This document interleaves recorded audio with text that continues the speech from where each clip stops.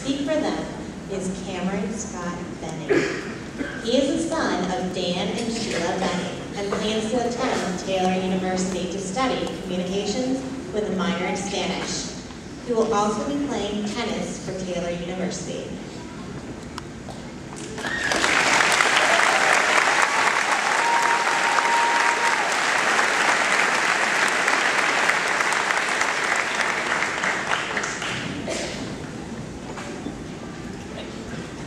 When preparing for this speech, I thought it would be appropriate to name a list of things that I've learned in high school.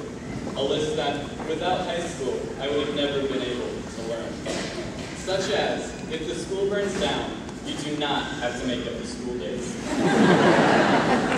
I've learned that you must be careful when you yell at a baseball umpire, because you could end up getting your entire fan section ejected from a baseball.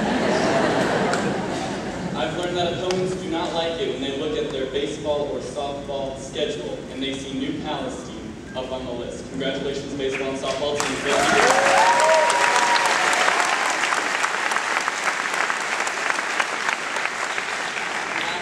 I've learned that a cheeseburger, cup of ice cream, a small side of fruit, and a juicy juice count as a regular lunch in a lunchroom. I've learned that this would have been my lunch every single day since freshman year. Some of the more important things that high school has taught me. In order to have a friend, you must be a friend. Life has taught me, life is all about people. Accomplishments and awards are great, but helping each other out is why each and every one of us was placed here on this earth. And most importantly, high school has taught me that life is 10% what happens to you and 90% how you react to it.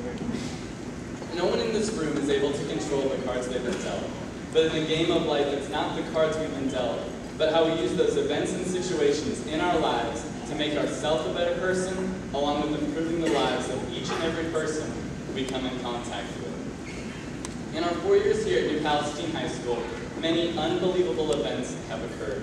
Some exciting, yet some difficult to watch unfold in front of our very eyes.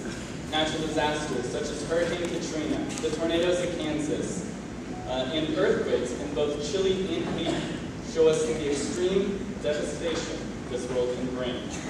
Not only do they show us the difficulties, they also show us the importance of perseverance. It is exciting to watch those that have been knocked down have the courage to stand back up again. Cities and towns are being rebuilt, neighbors are helping neighbors, and people are donating millions of dollars to help those they may never know. Yes, life may knock you down, but you can never win the race if you do not have the courage to stand back up again. I'd like to share a list with you, a list of people who were knocked down, who were told that they would mount to nothing, but chose perseverance to make their life a success story. This author's first book was rejected by 12 publishing companies and 16 agents. That author was John Grisham. This band was turned down by a recording company, saying, quote, "We don't like their sound, and guitar music is on the way out." That band was the Beatles. This young boy was told by his teacher that as a composer, he was hopeless. That young boy was Beethoven. And lastly, and my personal favorite, this man was fired from a newspaper because he lacked imagination and had no original ideas.